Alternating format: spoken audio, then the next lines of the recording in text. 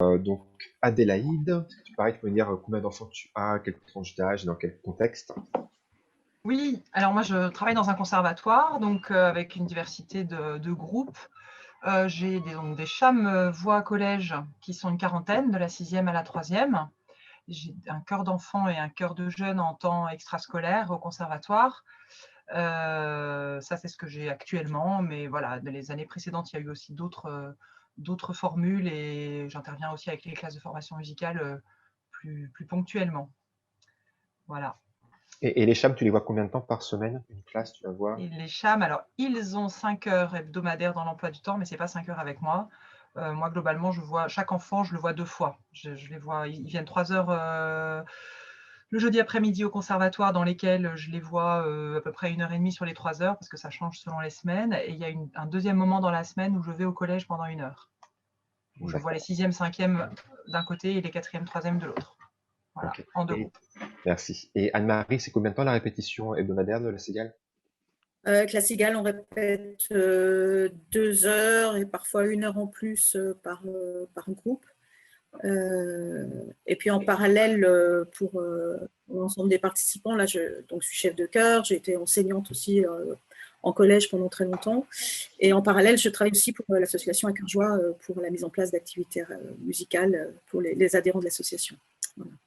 Merci. Mathias, pourrais-tu me dire pareil avec la maîtrise des scénarii-team, combien de temps tu les vois, combien ils sont, Bon, leur âge?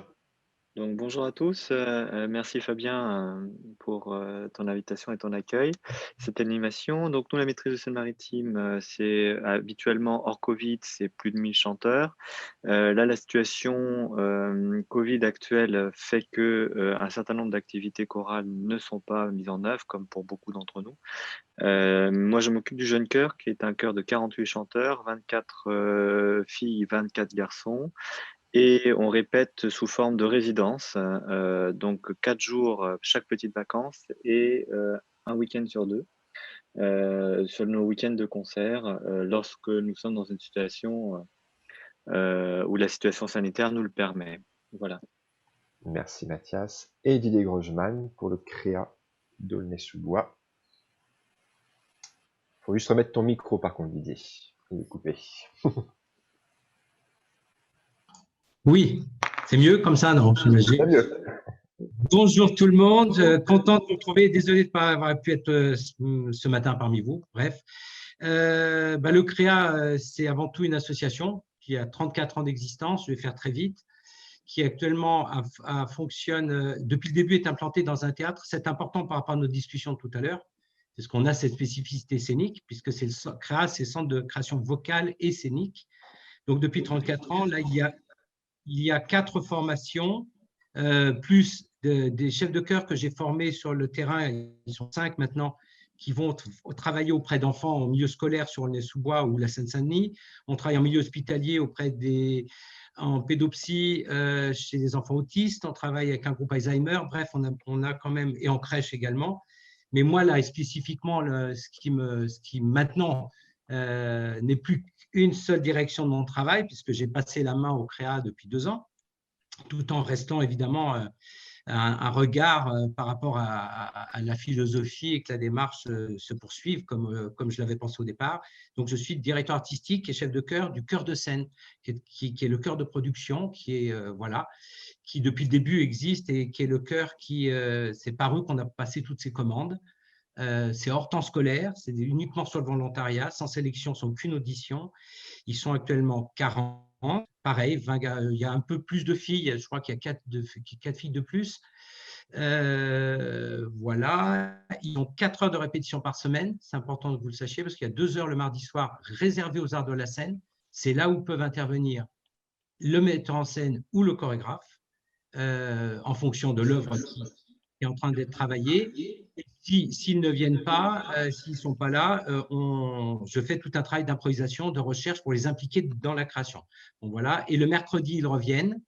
Et là, ils ont 2 heures de chœur pur avec pianiste, là, un travail de chorale, de chœur sur la partition de la création. Donc, c'est vraiment deux répétitions indissociables. Et pour finir, on a, pour que vous compreniez le processus de création que l'on a mis en place depuis donc autant d'années, Il y a un week-end par mois avec les artistes, c'est-à-dire que le metteur en scène et le chorégraphe, on se retrouve sur le plateau une fois par mois. On a 8 jours, on devait être, et vous vous doutez bien que j'ai un peu les boules, puisqu'on devait partir dans la Drôme la première semaine des vacances de février et que mon stage est annulé, évidemment, stage de création en province, puisqu'on ne peut pas se déplacer et on ne peut pas les faire chanter, enfin bref. Et puis donc, ils ont 8 jours sinon 8 jours à Pâques et on les emmène toujours 15 jours au mois d'août, deuxième semaine. Ça fait partie aussi de l'idée de troupe et d'aller pas seulement faire un travail artistique, mais vivre ensemble, partager, s'écouter, aider les plus petits, ainsi de suite. Donc, mettre en place toutes ces valeurs qui me sont importantes pour pouvoir créer à la rentrée en septembre, début octobre. Voilà. Il faut m'interrompre parce que je vais être trop bavard sinon. Hein. C'est bon, merci Didier. La première question que je vais vous poser à tous les quatre, en fait Didier, tu en parles déjà un petit peu parce que c'est l'essence du créa, c'est quelle place a les arts scéniques dans votre chœur? Est-ce que ça a été dès le début un projet chœur qui devait être sur scène? Ou est-ce que vous avez amené du mouvement progressivement? Ou est-ce que vous amenez du mouvement de temps en temps? Dans quelles conditions enfin, quelle est l'identité du chœur par rapport à la scène? Alors peut-être Anne-Marie pour commencer. Alors, en ce qui concerne la Cigale de Lyon, qui est un chœur d'enfants, donc quand j'ai pris la direction en 95, c'est donc Christian Wagner qui avait créé ce chœur. C'était pas du tout dans les habitudes de bouger hein, à cette époque-là. Donc, c'est un chœur plutôt statique dont j'ai hérité. Et petit à petit, j'ai intégré le mouvement, mais voilà, par étapes. On n'a pas fait ça brutalement, petit à petit, en particulier en passant par la rythmique d'Alcroze, avec des intervenants en rythmique d'Alcroze. Alors évidemment, pas sur toutes les pièces, parce que tout le répertoire s'y prête pas. Il faut cibler ce qu'on veut faire, pourquoi on le fait, quel est l'objectif. Et du coup, petit à petit, surtout par le biais de la rythmique d'Alcroze, ça a été une espèce de libération aussi chez les enfants de prendre conscience de leur corps, que leur corps pouvait vivre avec la musique et que les choses n'étaient pas dissociées entre l'expression vocale et le corporel et que ça faisait partie d'un tout. Donc, au fil du temps, voilà, il y a des tas d'étapes qui sont arrivées. On a un stage annuel d'une semaine qui nous permet de travailler plus en profondeur cet aspect-là. Scénique et qui est toujours présent maintenant dans notre quotidien. Et depuis quelques années, je travaille avec un chorégraphe allemand qui vient par session, travailler par session avec nous. Et donc, quand je suis à ma table en train de voir comment on peut, ce que je vais faire et pourquoi je le fais, c'est d'abord à partir d'une idée musicale, à partir d'un répertoire et le choix spécifique d'un répertoire. Et c'est ces pièces-là qui vont après se mettre en route au niveau d'une création scénique, avec l'aide donc d'un chorégraphe, mais aussi avec une partie très active des enfants, mais on en parlera un petit peu plus tard, je crois, dans les questions qui arriveront dans un deuxième temps.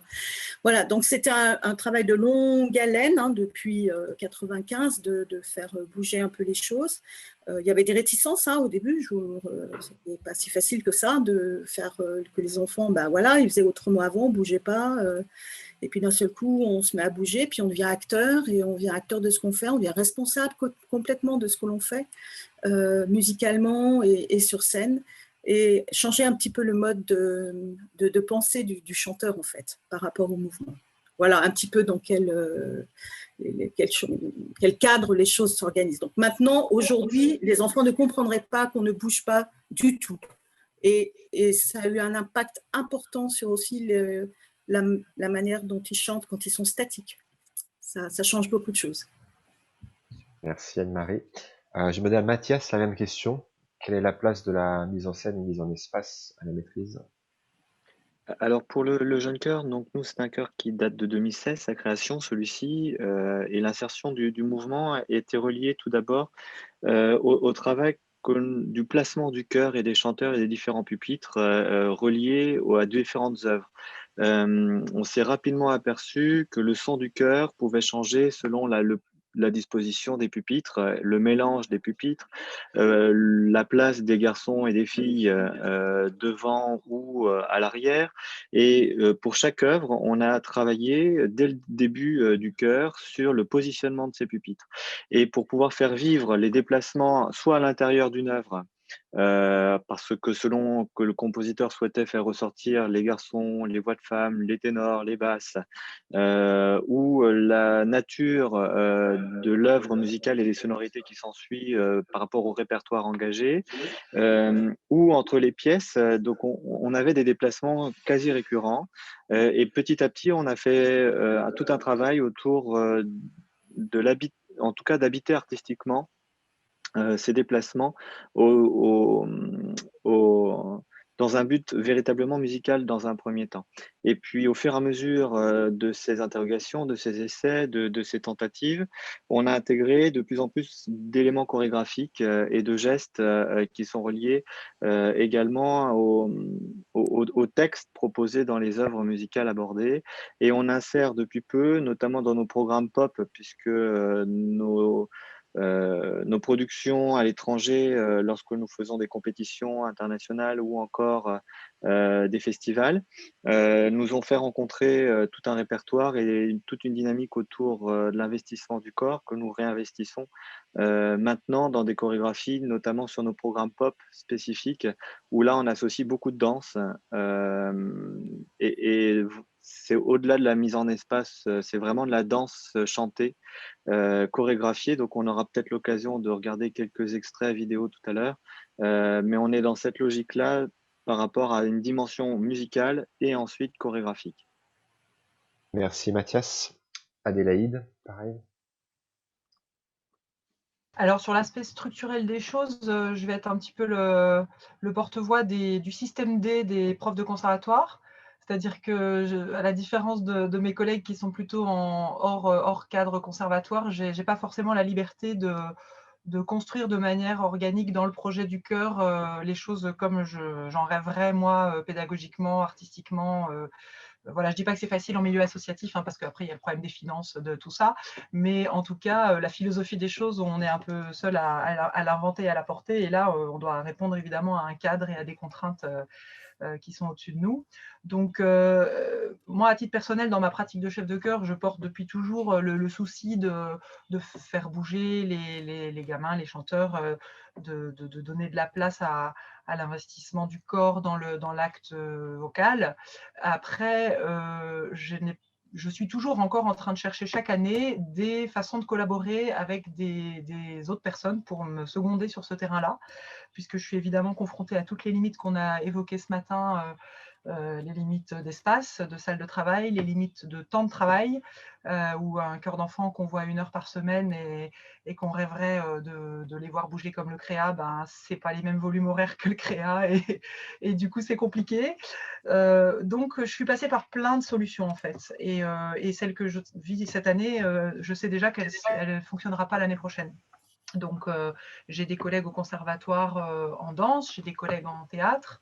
Et ces 10 dernières années, je suis allée frapper un peu à toutes les portes avec, selon les projets, des fois où c'était plus intéressant d'aller du côté de la danse contemporaine et donc de demander si ma collègue ne pouvait pas garder 20 heures dans son emploi du temps pour venir intervenir très, très ponctuellement. Une autre fois, c'était du côté du théâtre. Une autre fois, c'était une prof de moderne jazz. Et en fonction des projets, en fonction des répertoires et des besoins, j'essaye de trouver la personne ressource qui va coller le mieux. Et ça prend un peu de temps de se constituer le réseau et le carnet d'adresses. Et voilà, au début, on a tous des expériences avec des personnes avec lesquelles ça marche mieux que d'autres, parce qu'on n'a pas les mêmes approches. Et voilà, là, ça commence à rouler. Là, j'ai trouvé quelqu'un avec qui j'adore travailler, mais je sais que ça ne va pas durer, puisque c'est un conventionnement avec une compagnie de théâtre jeune public lilloise qui conventionne avec le conservatoire sur le département théâtre. Et donc, j'ai obtenu un élargissement de la convention pour qu'il y ait des heures en plus pour les CHAM. Donc, elle est là toutes les semaines avec moi le jeudi après-midi pendant 3 heures de septembre à mars, date de notre spectacle. Donc, on module selon les jeudis. Pour l'instant, jusqu'à maintenant, on travaille avec des groupes séparément, mais on va là commencer à travailler ensemble, à deux, avec les enfants, pour le spectacle fin mars. On verra. Mais je sais que la convention ne va pas être renouvelée parce que nous avons changé de directeur entre-temps. Et voilà. Donc, on repart à zéro. Et pour l'année prochaine, je ne sais pas ce qu'il en sera. Voilà. Merci Adélaïde. Et donc Didier, pour la place de la scène au Créa. Avec le micro toujours allumé, s'il te plaît. Oui, moi c'est un peu pas particulier, mais moi le travail scénique, il est au projet, il est dans le projet dès le départ. C'est-à-dire que on n'a jamais fait de concert statique, on en a fait ici quelques-uns. Mais moi je voudrais revenir aussi sur en dehors, je ne veux pas qu'on oppose entre le chœur statique et le chœur en mouvement. Parce que j'estime que la place du corps dans le chant, si elle n'est pas abordée, même si c'est pour un concert statique, je vais enfoncer des portes exprès, hein, mais je trouve qu'au niveau de l'interprétation et du son, on n'aura pas le même son de chœur qui se bouge intérieurement. Enfin, je ne sais pas si c'est clair ce que je dis. C'est-à-dire que même s'il n'y a pas de production scénique au bout, ne pas travailler sur son corps et ne pas pouvoir maîtriser des choses, sentir des sensations. Donc moi, ça a été une évidence que qui dit chant dit corps. Alors dit corporel, alors ça peut être maîtrise, ça peut être quand je dis maîtrise, c'est maîtrise de soi, du souffle et tout ça, et c'est habiter le son qu'on va produire et en dehors simplement du simple fait de l'appareil phonatoire. Donc si j'ai des tensions au niveau des mollets, je vais dire n'importe quoi, ou du bassin, et bien certainement que même si je chante une œuvre très classique, eh bien ma voix va en pâtir. Donc pour moi, corps, voix, c'est indissociable, quelle que soit la structure du chœur. Maintenant, pour en revenir au chœur de scène, donc à partir de ça, dès que j'ai pu, parce qu'au début, j'étais un peu seul, en 87, quand j'ai commencé, deux choses. Il n'y avait pas de répertoire lyrique pour enfants, enfin en tout cas de scénique, très peu, en France. Il n'y a pas grand-chose. Donc la première subvention que j'ai obtenue au bout de 3 ans où tout le monde ricanait un petit peu avec mes gamins de Seine-Saint-Denis, c'est d'avoir commandé une œuvre à Coralie Fayeul. C'était le première œuvre, hein, les Naufragés du Mélocroche. Voilà. Et depuis, donc, on en est à notre 28e commande. Donc, à chaque fois qu'il y a une œuvre, je pars toujours du contexte de l'œuvre, de ce qu'elle raconte, puisqu'on est, nous, en train de raconter une histoire. Donc, on est dans l'interprétation tout de suite, même si c'est dans le chant. On interprète tous les personnages, puisqu'au Créa, les enfants apprennent tous les rôles de tout le monde. Il n'y a pas de soliste.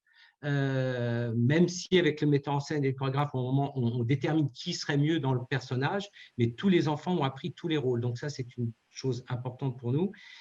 Et à partir du moment où on raconte des histoires, en fonction de chaque œuvre, j'essaye de trouver des chorégraphes qui respectent la philosophie. C'est ce que tu disais, Adélaïde, et des fois, on ne s'entend pas. Donc moi, ça a été vite vu, hein. Tous ceux qui venaient pour d'autres raisons que apporter leur pierre à un travail artistique auprès d'enfants, qui est pour moi un acte d'éducation aussi, ce n'est pas seulement de l'artistique, c'est qu'on les fait grandir quelque part. Et ceux qui venaient soit se servir d'eux, soit d'une manière un peu, je vais dire, un peu crûment, parce que comme on n'a pas beaucoup de temps, un peu facho, ou d'une manière qui ne me correspondait pas du tout, ceux-là, moi, j'ai arrêté immédiatement de travailler avec eux. Donc voilà, maintenant, on a un petit groupe.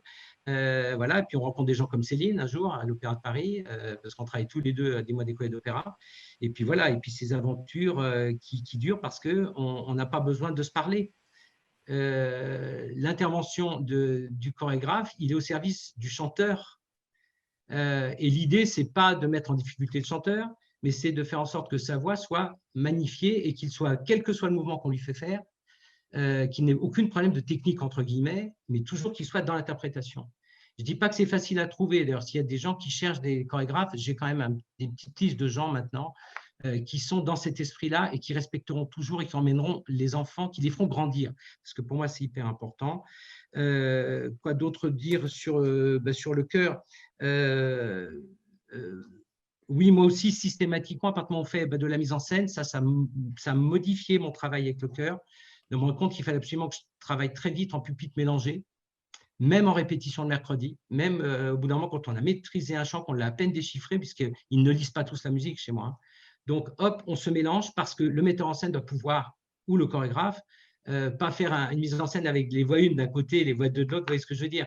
Il faut qu'il y ait ce brassage. Donc, ça implique dans le chœur un fonctionnement différent que l'on peut avoir d'habitude. Et je crois que du coup, au niveau polyphonique, bon, là, je parle à des chefs de chœur, plus ils chantent entourés de gens qui n'ont pas leur voix, plus ils se grandissent et plus ils sont obligés de s'assumer et de se tromper et du coup de progresser. Et du coup, je pense que le metteur en scène ou le chorégraphe qui va travailler avec ce groupe qui est prêt comme ça, c'est bien plus riche au niveau mise en scène et au mouvement.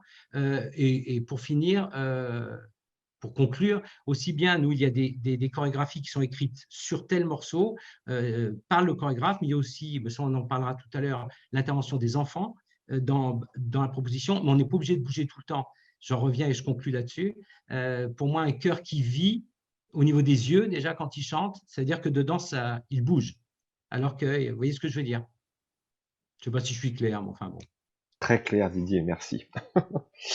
Ça nous amène, du coup, tu en parleras un petit peu quand ça sera à nouveau ton tour, mais en effet, sur le travail avec l'autre intervenant.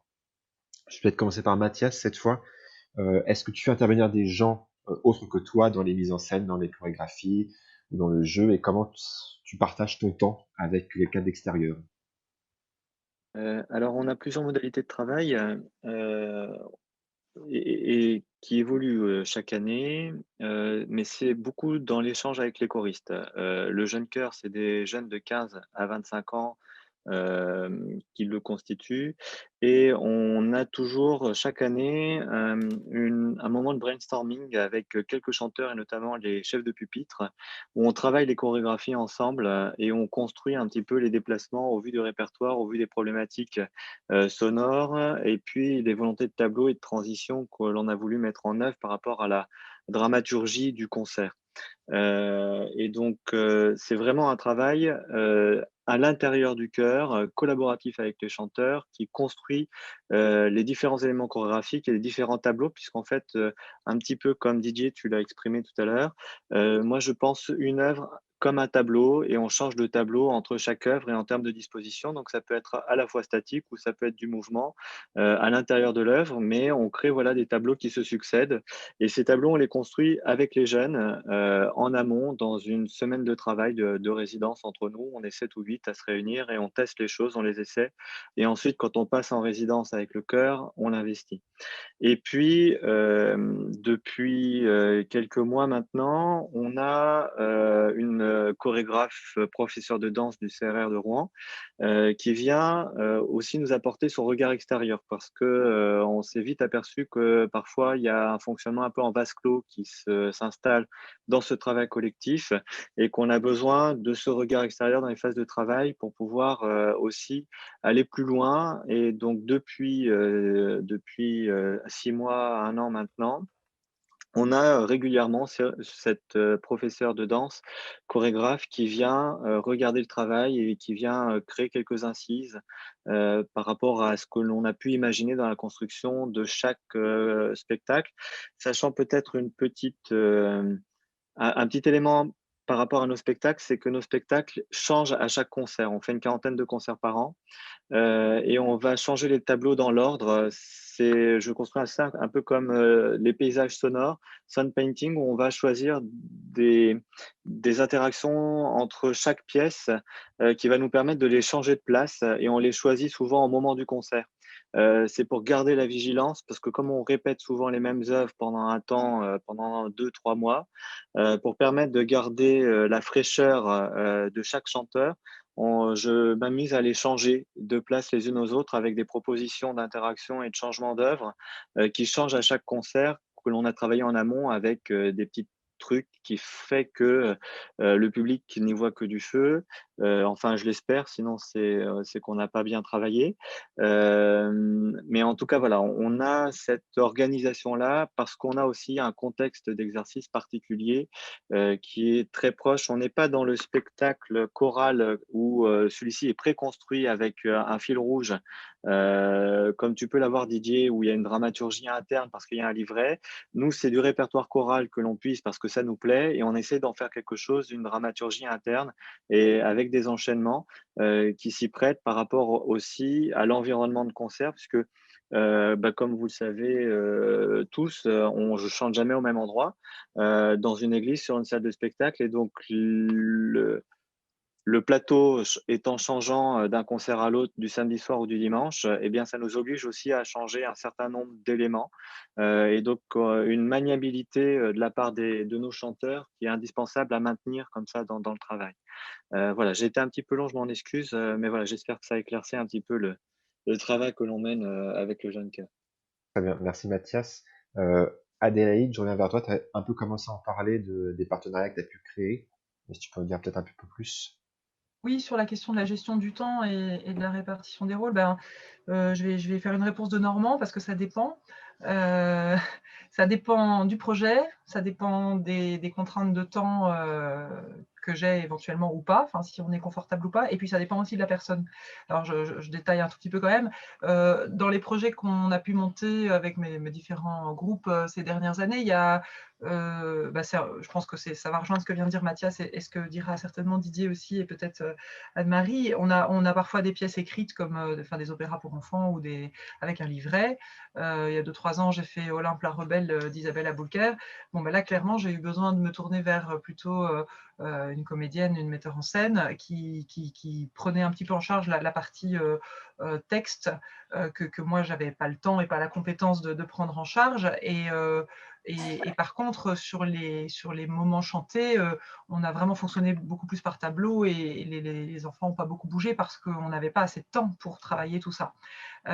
Donc, on essayait d'incarner ces moments chantés, évidemment, le plus possible, mais donc le temps s'est réparti d'une certaine façon par rapport à cette pièce constituée, complète.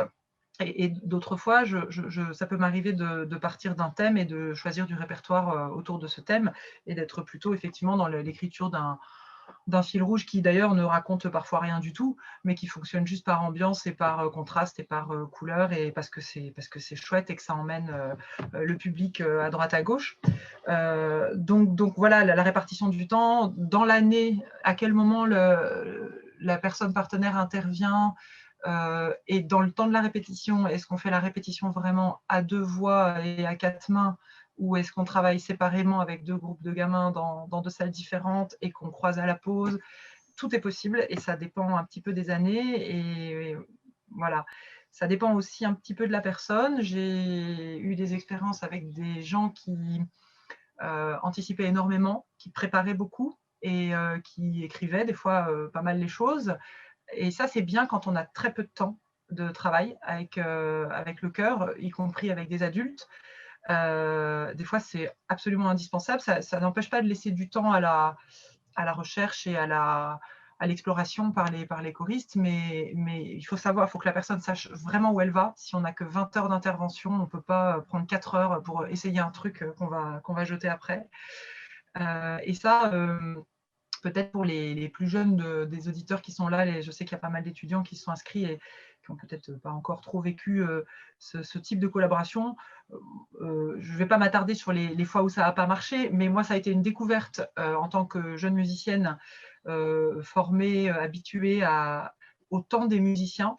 Le temps des musiciens, c'est on arrive, on a 2 heures de répète, on sait ce qu'on va jouer, on sait exactement ce qu'on a à faire, on le travaille et au bout des 2 heures, on était très capable avant à peu près de dire ce qu'on allait faire.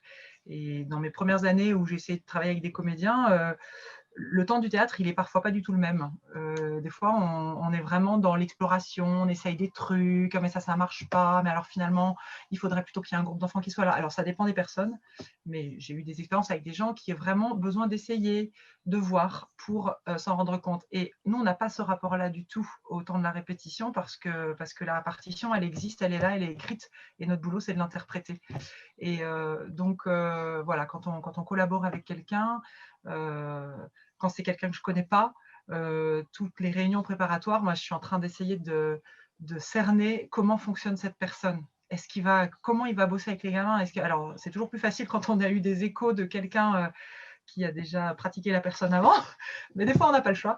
Et ça, c'est vraiment un gros enjeu dans la gestion du temps. Ça dépend vraiment des habitudes de travail. Et effectivement, comme tu l'as dit, Didier, quand on n'a pas besoin de se parler et qu'on sait qu'on capte au même moment dynamique du groupe, elle fait qu'il faut changer de sujet. Là, on peut se permettre de prendre du temps là-dessus. Et bien là, c'est très facile et c'est très fluide. Voilà, donc je n'ai pas de réponse toute faite à cette question de la gestion du temps. Mais c'est déjà très bien, merci. Anne-Marie, est-ce que tu veux prolonger Alors, le temps, c'est vrai que c'est un élément très important, très, très important. L'évaluation du temps, comment évaluer son temps de travail musical, on peut l'évaluer parce que notre métier fait qu'on peut évaluer ce temps musical. Le temps d'appropriation musicale, c'est une chose, et le temps d'appropriation corporelle et scénique, il peut être très extensible. Tout dépend quelle démarche on fait par rapport à ça. Moi, j'ai pris le parti de prendre mon temps pour que les enfants aient le temps de s'approprier les choses. Et je travaille donc depuis quelques années avec un chorégraphe allemand qui vient en France de temps en temps pour nous faire travailler. Donc, c'est une contrainte aussi, le fait qu'il ne soit pas en local, qu'il vienne de loin. Il travaille sous forme de session avec nous. Et quand il est là, je lui laisse la place, je lui laisse beaucoup de place. Et en même temps, on est sur la même longueur d'onde. C'est quelqu'un que j'avais vu travailler avant d'engager. C'est vrai que je n'ai pas pris au hasard. C'est quelqu'un que j'ai vu travailler en groupe.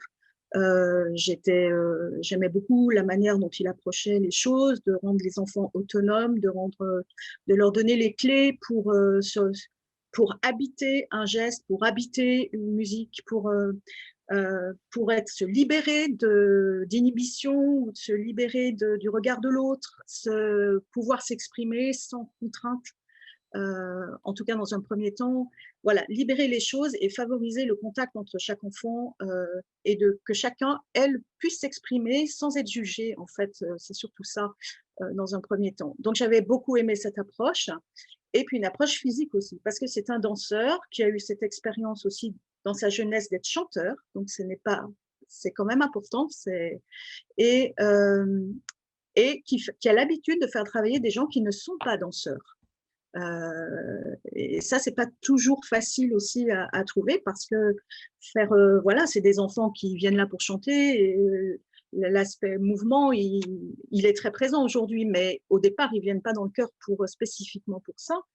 Et de trouver quelqu'un qui puisse justement faire sentir un certain nombre de choses avec son corps, même si on est gauche, malade, droit, etc., il y a forcément quelque chose de positif qui viendra. Et dans les 80 enfants que j'ai, quand on fait des concerts, il y en a forcément qui sont moins à l'aise, mais ils ont fait tellement de progrès, ils sont tellement investis que même celui qui n'est pas tout à fait, on ne voit pas. On ne voit pas parce qu'on voit qu'il est investi et c'est ça le plus important en fait.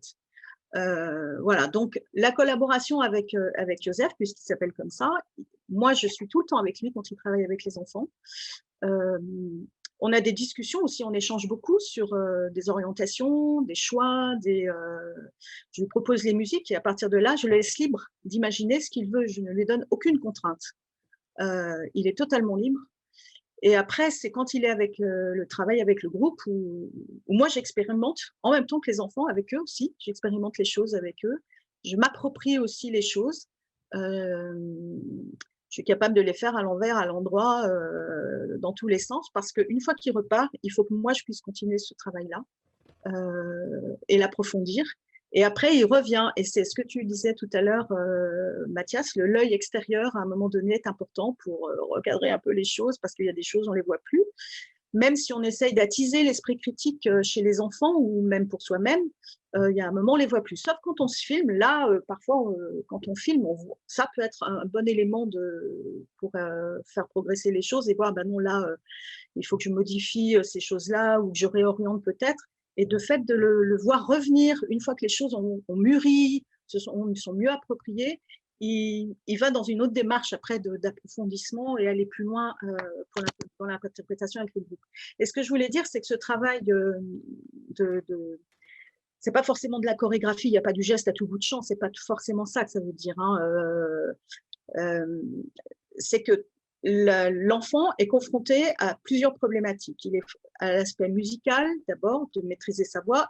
Quand on est en travail chorégraphique, ils savent les musiques normalement, mais ils sont toujours par voix mélangée, donc ils n'ont jamais quelqu'un à côté d'eux, ce que disait Didier tout à l'heure là. Donc ils progressent dans leur autonomie musicale et artistique. Donc ça, ils ont cette première chose à gérer. Et puis ensuite, tout l'aspect corporel. Et quand ils ont bien intégré l'aspect musical, ils peuvent devenir créatifs dans le corporel parce qu'ils sont habités par le texte, par la musique. Ils comprennent ce qu'ils vont faire. Et du coup, ça peut libérer leur imagination et créer des tas de choses intéressantes. Et ça leur donne beaucoup d'autonomie. Et ça en ça aussi, où ça les aide à grandir, ça c'est sûr. C'est sûr. Il faut leur laisser cette liberté. Faut leur offrir cette liberté. Ça me semble très important. Merci Anne-Marie. Et ça fait la transition avec ma prochaine question, qui est un peu une double question. Déjà, comment vous faites, vous, quand vous vous retrouvez tout seul, d'accord, que le chorégraphe, le metteur en scène n'est plus là, quel est le travail que vous pouvez réinvestir? Et en pensant à tous les chefs de chœur qui sont tout seuls, qui n'ont pas de chorégraphe ou metteur en scène avec eux, quelles idées, où est-ce que vous trouvez des idées, des inspirations pour travailler la scène? Didier, je te passe la parole. Voilà, alors moi, c'est un peu particulier, encore une fois, parce que comme je n'ai pas pu expliquer un peu juste avant la question qui a été posée, juste avant, je voulais simplement dire qu'avec tout ce qui a été dit, puisque moi, j'adhère évidemment à ce qu'elle dit Anne-Marie et à fond à 100%, évidemment, Mathias aussi, et je comprends bien, on n'a pas les mêmes problématiques, mais on est dans le même sens du travail, c'est-à-dire rendre des enfants autonomes, épanouis et qui assument et que leur voix sonne comme leur corps, ça c'est important.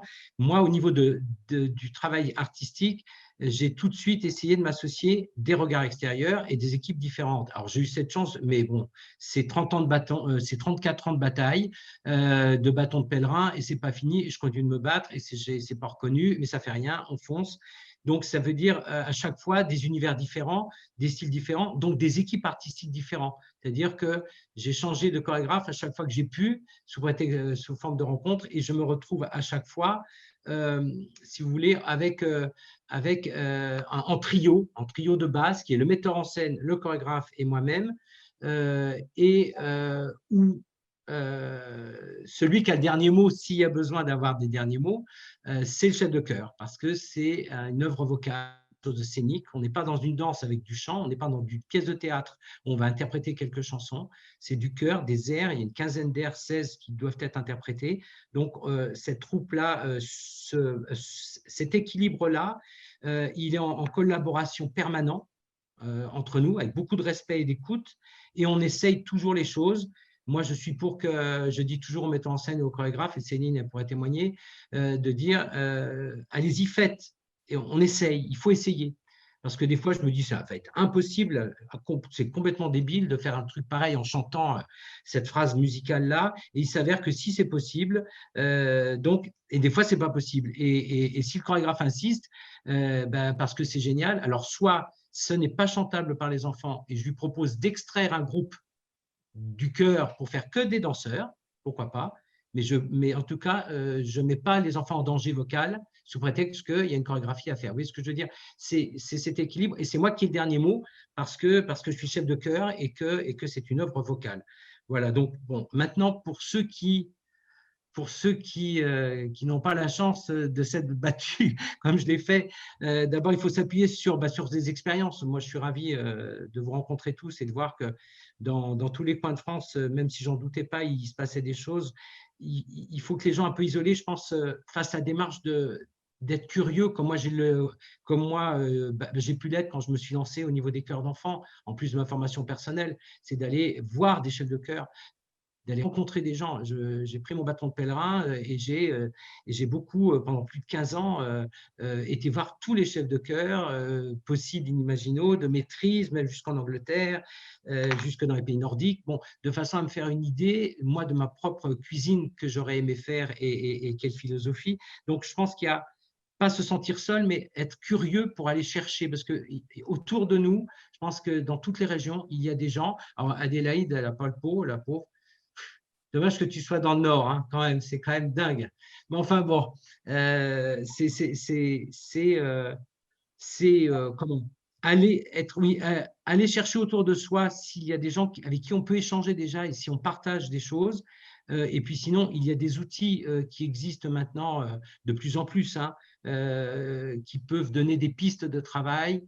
Alors moi, je ne veux pas faire de la pub parce que je ne suis pas venu pour ça, mais on a des tas d'outils maintenant, même au Créa. Je pense à Voix singulière qui a été fait par un metteur en scène, qui permet à des chefs de chœur, même si après ils prennent ce qu'ils veulent, hein, c'est pas un modèle, mais c'est une incitation alors qu'on est tout seul dans son coin, et de voir sur une vidéo ce que c'est qu'un échauffement ou ce que c'est qu'un travail de parrain et de marraine en direct avec des vrais enfants, même si c'est de la vidéo. Je pense que ça, je ne vois pas d'autre chose à part être curieux, et c'est au chef de chœur, je pense, s'il a envie de s'ouvrir à des choses comme ça, d'aller à la pêche. Il y a plein de gens autour, je pense, qui sont dans toutes les régions prêts à répondre et échanger.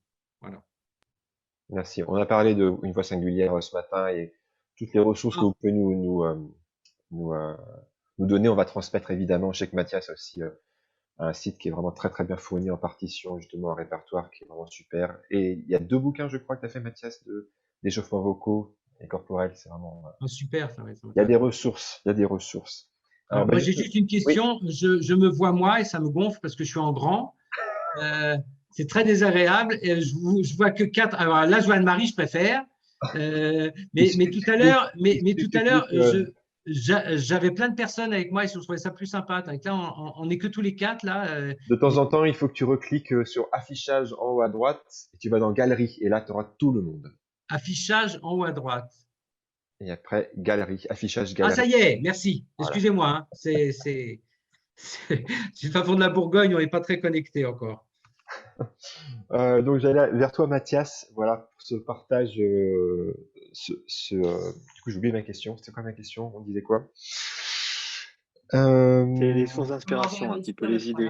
Oui, merci. Voilà, quand tu n'es pas accompagné par quelqu'un, comment tu poursuis le travail ou comment tu crées le travail tout seul? Alors, je l'avais un peu évoqué, je suis pas tout seul, moi, comme on partage avec les jeunes donc les jeunes du cœur, on est tout le temps dans cette interaction et cet aller-retour, puisqu'ils ont cette maturité. Euh, alors après, l'inspiration, les idées ou d'essayer d'évoquer ou de voir le travail ensuite individuel. En tout cas, dans le travail individuel, quand on est tout seul, qu'on n'a pas le regard extérieur, on filme toutes nos répètes, tous nos enchaînements à chaque fin de journée. Puisqu'on est sur des journées de stage, on a beaucoup de chance par rapport à ce que tu évoquais, Adélaïde, tout à l'heure, où tu as des créneaux d'1 heure. Moi, j'ai les jeunes pendant 8 heures à 9 heures d'affilée. Et donc, pour moi aussi, le travail scénique, c'est hyper important parce que ça permet d'avoir une alternance aussi et de garder une hygiène vocale sur les 4 journées ou les 5 journées de travail. Donc, ça permet de rythmer nos temps et on va filmer et on fait des séances vidéo régulières aussi d'observation où les jeunes se regardent en train de faire pour pouvoir faire en sorte qu'ils s'auto-évaluent et qu'ils auto-remédient individuellement, chacun leur pratique par rapport à un regard collectif qui n'est pas toujours simple à porter lorsque l'écran, enfin la vidéo n'est pas présente. Donc, on se filme beaucoup et on diffuse en temps réel ces temps de diffusion avec des temps d'analyse vidéo. Ensuite, sur les sources d'inspiration, un petit peu comme peut-être certains d'entre vous, on fait beaucoup d'échanges, on fait beaucoup de concerts, festivals un petit peu aussi, alors soit sur le territoire normand, mais aussi à l'étranger. Et chaque année, on participe à 2 ou 3 échanges avec des chœurs qui sont dans la même optique que nous et on en profite pour faire des workshops avec les chefs de chœur.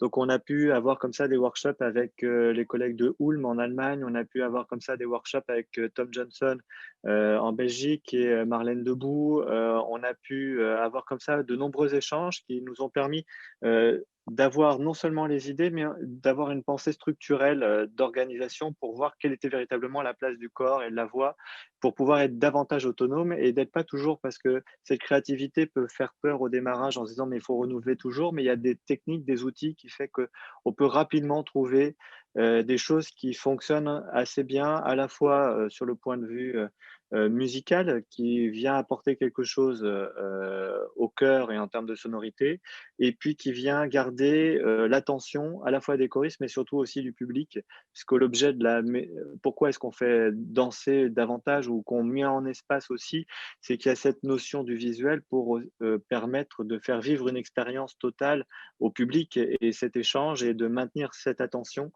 Et Donc le but est aussi cela de se dire, bah, voilà, à quel moment on peut, à quel moment ça devient nécessaire de recapter ou de reproposer un geste qui va permettre de relancer l'attention du public à ce moment-là pour pouvoir les emmener vers quelque chose d'autre et parfois peut-être plus complexe aussi en termes de sonorité, de musicalité.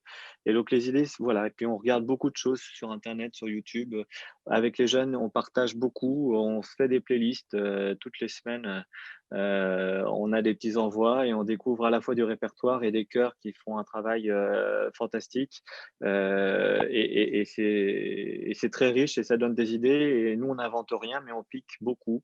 Mais bon, on n'est pas les premiers, on sera certainement pas les derniers. Donc, on essaie voilà, de faire des petites synthèses un petit peu de ce que l'on observe et qui correspondrait à ce qu'on fait et ce qu'on peut faire. Merci Mathias. Et donc en effet, l'IFAC relaie énormément les festivals qui existent en France et à l'étranger. Donc vraiment, c'est une semaine de festival, c'est des milliards d'idées qui arrivent en un coup. C'est des rencontres avec d'autres chœurs et d'autres chefs. Donc en effet, n'hésitez pas. Et bien, il y en a un très beau festival en France qui s'appelle les Corallis, par exemple, où il y a de plus en plus de chœurs étrangers qui viennent, et puis des chœurs français aussi. Donc enfin, vraiment, profitez-en. Adélaïde. Alors, je vais répéter des trucs qui viennent d'être dits, mais on parlait aussi ce matin de l'importance du vécu personnel et de la formation personnelle du chef de chœur. Et c'est vrai que qu'est-ce qui fait que j'arrive à rebondir éventuellement quand j'ai personne autour, c'est vraiment cette démarche-là qui continue de m'animer et qui est indispensable. Alors, tu veux pas faire ta pub, Didier, mais moi je vais la faire. Hein. J'ai fait 3 stages au Créa. Ça m'a quand même vraiment permis de démarrer depuis 15 ans dans cette démarche-là. On a cité ce matin la rythmique d'Alcroze, ou c'est Anne-Marie qui l'a cité, enfin toutes ces formations-là, parce que du coup, moi j'ai loupé un petit peu de l'heure de 13 à 14, je ne sais pas si vous avez eu le temps de lister les formations ou si c'est Non, on a parlé l'occasion d'autres choses. de citer 3-4 noms, mais voilà, je pense que c'est vraiment important, de même qu'on est tous complètement persuadés qu'il faut être un peu chanteur pour pouvoir aider nos élèves à savoir chanter. Si soi-même on n'a pas un petit peu été sur scène et vécu ça dans notre chair, c'est plus compliqué. Donc, quand on a envie d'aller dans cette direction-là, la première chose à faire, c'est de chercher des stages où on est soi-même sur scène et où on ressent vraiment ça, je crois. Qu'est-ce que j'ai oublié de citer Ouais, donc tu as le Ah oui, moi, ça fait pas très longtemps que j'ai découvert le travail de Panda Van Plosday, qui est assez bien connu, je pense, depuis quelques temps. Mais voilà, moi, je voyais son travail de loin. J'avais vu ce qu'elle avait fait aux dernières Corallis. J'étais super admirative. Et la pandémie et le confinement m'a permis de suivre plusieurs formations en visio avec elle. Et voilà, moi, j'ai envie de citer son nom parce que ça m'a aidé à tenir pendant ces dernières semaines et ces derniers mois derrière mon écran. Ça m'a aidé à continuer à bouger et à trouver du sens à tout ça. Après, on pique beaucoup sur Internet, effectivement, quand je pense à dans ma jeunesse, quand j'ai commencé il y a 20 ans, il y avait moins de choses sur Internet. Et on pique tous des chorés, on pique tous des idées et on va continuer à le faire. Panda Van Plosey, voilà, c'est bon, c'est écrit. Elle a une page Facebook que vous pouvez trouver facilement où elle relaie ses formations qui s'appelle Voice and Physique. Et elle est formidable, en effet. Alors, qu'est-ce que j'ai noté? Oui, alors après, nourri de tout ça, quand je n'ai pas la valeur ajoutée d'un intervenant extérieur, moi j'essaye au mieux, avec mes petits moyens, de préparer le terrain, on va dire, au niveau des enfants, par les échauffements, par ce que je vais avoir envie de cultiver chez eux comme travail de fond. Je vais essayer de préparer le terreau le mieux possible pour le jour où l'intervenant arrive. De l'entretenir une fois que l'intervenant est venu une première fois jusqu'à la suite. Et donc sur les travaux de posture, d'ancrage, d'axe, de regard, de communication entre eux, d'occupation de l'espace. Et ça, finalement, on parlait de temps que ça prend dans la répétition.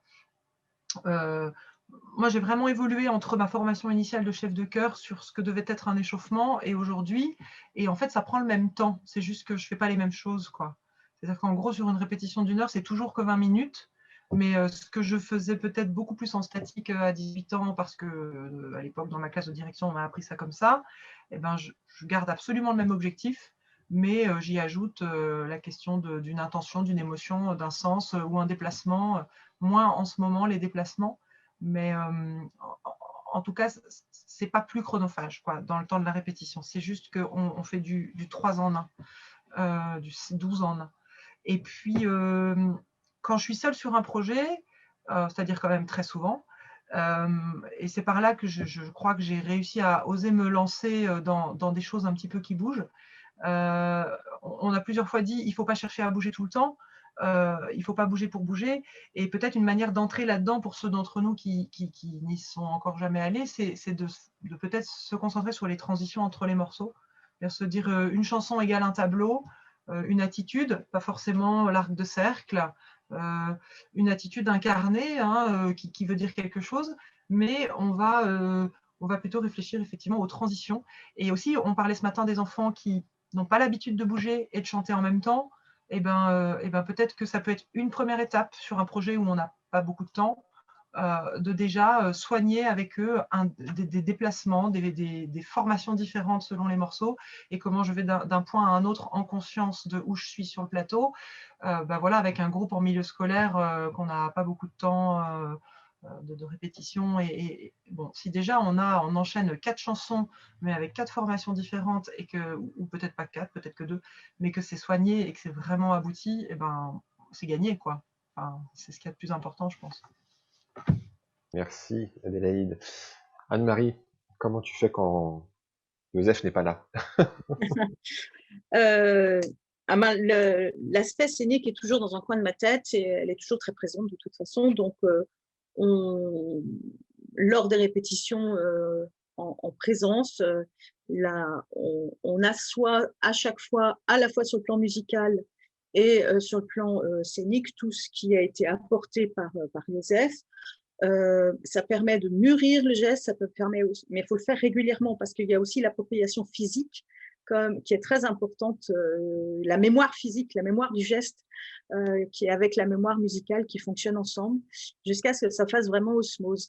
Donc voilà, moi je les fais travailler sur le plan scénique, parfois en petit groupe ou alors en autonomie également. Il est pour certaines pièces où chaque pupitre a une histoire différente en fait à raconter. Il se sépare en pupitres selon les lieux où on est, et c'est les plus grands qui prennent en main ces pupitres-là, ceux qui sont les plus solides et qui vont animer et corriger, améliorer, etc. Le rendu scénique en tout cas. Et moi, j'interviens après, une fois qu'on remet tout le monde, sur l'aspect musical parce que parfois, ils sont concentrés sur le geste, donc l'aspect musical est un petit peu mis au deuxième plan. Et pour moi, l'aspect musical, c'est le premier plan. Donc, et au bout d'un moment, les deux doivent être à la même hauteur. Donc là, j'interviens à nouveau comme chef de chœur, bien sûr, tout le temps, où on remet la musique au premier plan et qu'ils aient conscience que le geste doit être au premier plan aussi. Donc, ça doit être à égalité. Il n'y a pas un sujet qui est plus important que l'autre, puisque ça doit être en osmose. La mise en scène ou la chorégraphie, elle est au service de la musique, au service du texte, au service de la phrase musicale. C'est une lecture supplémentaire. Ça renforce, c'est quelque chose qui doit renforcer. Ça ne doit pas être un cache-misère en aucune manière. Et voilà, on prend le temps de ça. Donc, quand je suis toute seule, eh bien, on trouve différents systèmes. Alors, dans l'échauffement, évidemment, cœur, le corporel est très, très présent, ça c'est sûr. En utilisant des tas d'exercices, il y en a une panoplie incroyable. Voilà, alors parfois, quand on est dans une salle où on est assis sur des chaises, c'est un peu compliqué, mais il y a quand même moyen de faire des choses, même si on peut enlever les choses, c'est mieux. Si on a un peu plus d'espace, c'est mieux. Et puis, de donner une dynamique avec des exercices variés, mais ça, vous le savez tous de toute façon, pour empêcher, parce que le fait de bouger, parfois, peut créer une certaine… Quand on aborde des choses nouvelles, quand on a un groupe important, au niveau, on parlait de la discipline, il y a quelqu'un qui a évoqué ça tout à l'heure, ça se met à bouger chez les ados, hein, ça se met un peu à échanger, parler, etc. Et quand on a un rythme assez intense, pour exemple, ils ne peuvent plus parler, échanger parce qu'ils sont investis dans leur truc, quoi. Quand on a réussi à les faire rentrer dans un système, par contre, il ne faut pas lâcher le fil. Ça, c'est très important parce qu'on les perd aussi bien qu'on les a captés, on peut les perdre facilement. Voilà. Et surtout, ils sont responsabilisés vis-à-vis des plus grands, par exemple, par rapport aux plus jeunes. Il y a toujours un système de parrainage musical dans le chœur au niveau de la transmission du répertoire. Et il y a aussi la transmission des aspects scéniques qui se fait. C'est plus compliqué à mettre en place, mais parce qu'il y a des choses que je garde quand même d'une année sur l'autre, qu'on n'efface pas et qu'on entretient. Donc, ce parrainage est très important aussi. Et il est utile. Merci Anne-Marie. Avant de vous poser la dernière question aux invités, puis ouvrir la parole à tous les participants, il y a quelques-uns d'entre vous qui ont préparé des petites vidéos pour nous montrer un petit peu. On voit maintenant, enfin, qu'on arrête de parler et qu'on regarde. On va commencer avec toi Anne-Marie. Qu'est-ce que tu nous as amené comme Alors, j'ai plusieurs petites choses. D'abord, il y a une chose que je n'ai pas évoquée avec vous, c'est l'aspect créatif de l'enfant, la part créative de l'enfant dans la mise en scène. On l'a à peine évoqué. Et ça, c'est un sujet qui me tient particulièrement à cœur. Et ça, c'est quand on est en session d'une semaine de stage où on peut travailler parce qu'on a plus de temps. C'est soit un groupe de volontaires chez les enfants, soit tout le groupe qui est séparé en de multiples petits groupes qui va travailler sur une proposition par rapport à une musique, à quelque chose qu'on a travaillé musicalement, une proposition de recherche pour une chorégraphie de groupe. Donc, tout le monde s'éparpille pendant un certain temps, va créer sa propre gestuelle, ses propres déplacements. Et ensuite, on met tout ça en commun. Chacun regarde les uns et les autres avec un regard bienveillant et constructif, et en même temps critique, mais pas critique dans le sens négatif, en présence du chorégraphe. Les enfants étaient autonomes, on n'était pas avec eux, ni le chorégraphe ni moi. Ils étaient seuls pour travailler ensemble, donc gérer eux-mêmes leur propre groupe, voix mélangée, de tous les âges mélangés aussi, c'est pas par tranche d'âge. Et donc, il y a ce moment de rassemblement où on regarde les uns et les autres. Donc, j'ai envie de vous faire découvrir la restitution d'un groupe, par exemple, par rapport à un chant qu'on avait commencé à élaborer. Alors, c'est par exemple Tundra, je ne sais pas si vous connaissez cette pièce. Donc, musicalement, c'est pas top parce qu'évidemment, les gamins, ils chantent à moitié là. Donc, c'était pas l'objectif là du moment. Envoyer les enfants, bon, vocalement, c'est pas très juste parce qu'ils sont concentrés sur autre chose.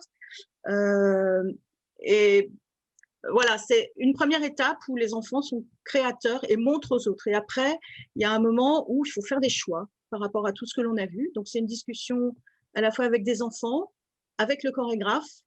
Et là, on fait les options. Et quand il y a vraiment une option finale à prendre, c'est moi qui la prends. Si à un moment donné, si on n'arrive pas à se mettre d'accord sur quelque chose, souvent, ça arrive de temps en temps où je suis obligée de la prendre par rapport au geste vocal. C'est toujours le geste vocal qui doit rester en priorité, que les enfants ne soient pas gênés pour chanter. Merci Anne-Marie. Bon. Mathias aussi, et on avait une vidéo. Est-ce que Xavier, tu l'as, la vidéo de la maîtrise? Alors, c'était sur... Alors, je t'en avais envoyé deux, peut-être montrer Nyon Nyon, si tu veux bien, Xavier. Et puis après, on pourra peut-être mettre des liens dans le chat pour ceux qui veulent en savoir plus et voir des choses en temps réel. Ouais, merci. Donc, peut-être on découvre et puis après, ça peut peut-être donner quelques questions à nos camarades. Tu peux nous en dire plus, un petit Mathias, sur cette vidéo? Donc, c'est une pièce d'un compositeur américain qui s'appelle Jack Runestad qui s'intitule Nyon Nyon. Alors, vous voyez que ça s'y prête bien. L'idée, on est parti vraiment de la pièce du compositeur et on a cherché à placer, par rapport à notre placement de la pièce qui précédait et la pièce qui suivait pour nous servir. Cette pièce nous a permis de changer de tableau, en fait. C'était un petit peu une pièce de transition. On repositionne les gamins dans un sens différent pour pouvoir y revenir. Et puis, vous voyez que par rapport à tout l'aspect musical, tous les déplacements permettent de mettre en valeur le pupitre qui ressort musicalement au moment où il est à ressortir. Donc, tous les déplacements avaient vocation à souligner la forme musicale proposée par le compositeur. Puis, il y a une dimension, moi, à chaque fois, qui m'intéresse dans ce travail de mise en scène, c'est une façon aussi de faire disparaître la place du chef de chœur. et de laisser la place véritablement au groupe, parce que là, on ne sert à rien. Donc, une fois que le travail est fait, le travail vocal est mené, et bien souvent, et de plus en plus maintenant, je prends une partie de baryton et je m'insère dans le groupe au même titre que les autres chanteurs. Et parfois, on fait des concerts entiers où je ne dirige quasiment plus, simplement au moment où ça démarre, et ensuite je m'intègre au dispositif choral et vocal pour repenser finalement la place de la direction telle qu'on peut l'imaginer habituellement ou traditionnellement. Et donc, à travers ce type de répertoire, voilà, ça permet de mettre ça en œuvre. Alors, le petit jeune, alors, ça fait toujours beaucoup d'effets en live, celui qui fait le petit salto arrière au début, mais vous voyez que c'est lui qui donne le démarrage musical, donc il a vraiment un rôle de chef de chœur à ce moment-là. Alors, il fait une école de cirque par ailleurs, donc bon, on n'a pas tout ça dans nos pupitres. Et nous, dans le chœur d'adultes, on s'y est pas. Voilà, la moyenne d'âge étant de 68 ans, on n'a pas essayé d'en faire autant, mais en tout cas, avec les jeunes, c'est plutôt assez facile d'essayer avec les ressources propres internes au groupe. On a ce gamin-là qui fait des choses incroyables, donc on s'en sert dans les mises en espace. Merci. Et Alors, là, par exemple, la mise en scène, c'était de créer ensemble? on l'a créé ensemble, c'est-à-dire que, comme évoqué tout à l'heure, on avait travaillé un petit peu en brainstorming avec 4 ou 5 chanteurs d'abord, en se disant, bon, ben voilà, il y a ça comme pupitre. Là, on verrait bien tel pupitre, c'est l'organisation. Et ensuite, Lauriane, qui était connectée ce matin, a proposé un certain nombre de gestes. Moi, j'en ai proposé d'autres. Voilà, on fait une proposition aussi qui visuellement soit passe-partout par rapport au contexte de salle dans lesquelles on peut se trouver, dans une petite église ou dans une grande salle de spectacle, pour que ça puisse fonctionner, que ça soit tout terrain, que ce soit vraiment des chorégraphies tout terrain. Super, merci. Didier, qu'est-ce que tu nous as amené? Voilà, mon micro. Moi, j'ai rien de précis. Je sais que Claude a envoyé à Xavier des choses. Je ne sais pas ce qu'il a envoyé. Alors, Parce que je me suis dit, parle parce qu'après, oui, je t'écoute, Xavier. j'ai Pinocchio, notamment. J'ai les liens Oui, vers un peu. Pinocchio, très bien, très bien. Alors, Pinocchio, c'est une œuvre que j'avais commandée à Thierry Lalo, notre regretté Thierry Lalo des Voice Messenger, qui nous a quittés donc il y a 1 an et demi, à qui j'essayais de rendre hommage, mais que le Covid a repoussé. Donc, ce sera pour octobre prochain. Et donc, la chorégraphe sur ce projet-là, c'était Céline Dundar, par exemple, pour rien cacher. Donc, Pinocchio, travail de jazz vocal. Voilà. Merci. Est-ce que justement, Didier, tu peux aussi rebondir sur la co-création, comment on crée les scènes et les chorégraphies avec les enfants? C'est-à-dire, là, je ne vais pas être sur Pinocchio, mais je vais toujours travailler. Je repense à ce qu'on a fait sur l'opéra que j'avais commandé à la chanteuse Juliette, Les Indiens sont à l'ouest. D'ailleurs, je fais juste une petite parenthèse parce que ça me fait rigoler. Vous avez vu dans la plus belle des revues, il y a une jolie rousse. Voilà, et ben, elle est en bas de l'écran, là, je la vois. Salut Héloïse. Je t'affiche. Elle est devenue chef de recherche, fait des études de musicologie et chef de chœur, c'est génial. Voilà. Comme quoi, voilà. Bon, c'était juste un petit clin d'œil, ça m'a fait drôle de la revoir et de te découvrir en bas de l'écran. Donc, souvent, moi, le mardi, donc quand je n'ai pas l'intervenant, puisque souvent, ils n'interviennent qu'une fois par mois, le chorégraphe et le metteur en scène, le mardi soir, je suis souvent en recherche. Et c'est un peu ce qu'a décrit très bien Anne-Marie, c'est-à-dire qu'ils se mettent par groupe mélangé, mixte. Les filioles suivent leur parrain. Il n'y a pas de pouvoir. Chacun, ça peut être sur une boucle vocale, ça peut être sur une recherche qui aide. Et ce que je rebondis sur ce qu'a dit Adélaïde aussi. Notre rôle, c'était, avant que les intervenants reviennent, c'est d'entretenir le potager, quoi, de façon à ce que le terreau soit tellement bon que quand ils reviennent planter les poireaux, il n'y ait pas de vers dedans et qu'il n'y ait pas besoin de mettre d'insecticides et que ce soit des poireaux, des légumes sublimes. Donc, à partir de là, ils font des propositions. Et je me souviens que quand on avait fait Les Indiens sont à l'ouest, il y avait tout une passage avec Juliette, on avait imaginé une musique un peu saloon. Je ne sais pas si tu t'en souviens, Céline, mais du coup, j'avais travaillé avec eux en échauffement. Je leur mettais systématiquement tous les mardis, pendant 10 minutes, des musiques de square dance et ils devaient inventer des cellules de 8 réveil intégré, voilà, comme ça, pour qu'ils se montrent entre eux. Et de là, on en retenait. Je me souviens qu'une fois qu'on avait un certain nombre de huîtres en place, faits par eux, choisis par eux, corrigés par eux, Céline est venue un mardi et je lui ai dit assieds-toi et voilà. Et je sais que ça a été ça qui lui a donné toute l'idée de la chorégraphie.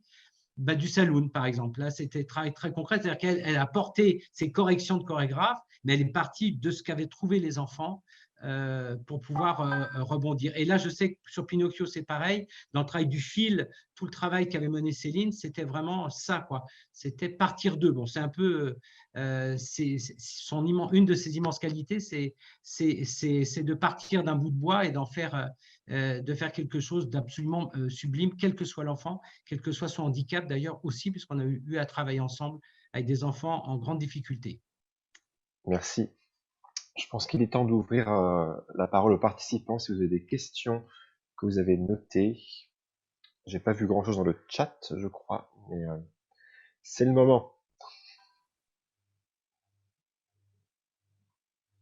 Pas de questions, pas de venir. Vous pouvez lever la main. Moi, j'en ai une qui est revenue ce matin. Une question très pratique et peut-être plus pour Didier, c'est la sonorisation. Oh là là. Alors ça c'est la cata. Non, mais c'est vrai. Le seul endroit où j'ai, en 30 ans, en 34 ans de jeu et de création, le seul endroit, alors que c'était du jazz, ça s'appelait Boulevard du Swing, c'était encore avec Thierry Lalo, mais c'était sur des standards de jazz américains. Il n'y a qu'une salle où j'ai pu, alors que c'était orchestre de jazz, donc qui envoie quand même. Les pianistes batteurs de jazz, il faut toujours un peu calmer tout le monde, surtout quand vous avez, là c'était avec les créatures, donc c'était ce que j'appelle mes vieux. Les créatures, c'est les 18-25 ans. C'est la seule fois où on s'est payé le luxe de faire tout acoustique, c'était chez Jérôme Kaltenbach à la ferme de Villefavard. Je ne sais pas si vous connaissez ce lieu, mais renseignez-vous, c'est près de Limoges. C'est un lieu absolument fabuleux avec un homme merveilleux qui ouvre vraiment, même quelle que soit la pratique, aide tous les artistes amateurs ou pas, ou professionnels. Il a un lieu, il en a fait une salle sublime. Mais le reste du temps, malheureusement, j'ai un ingénieur son. Et c'est pas facile d'en trouver un bon, c'est-à-dire faire un bon ingé son. Je parle que là aussi, je parle et tout le monde a dû rencontrer le problème, c'est de faire en sorte, il ne faut pas qu'on sente que c'est sonorisé. C'est-à-dire faire en sorte que c'est de l'acoustique alors qu'il y a des micros. Alors, il y a très peu de micros sur eux,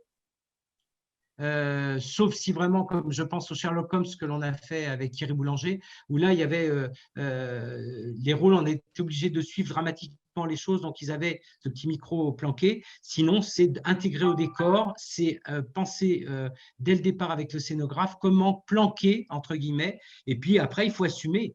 Il faut assumer qu'il y ait une forêt, ils appellent ça une forêt, de micro. La créateur lumière est toujours fâchée parce que voilà, oui, mais ça fait partie de.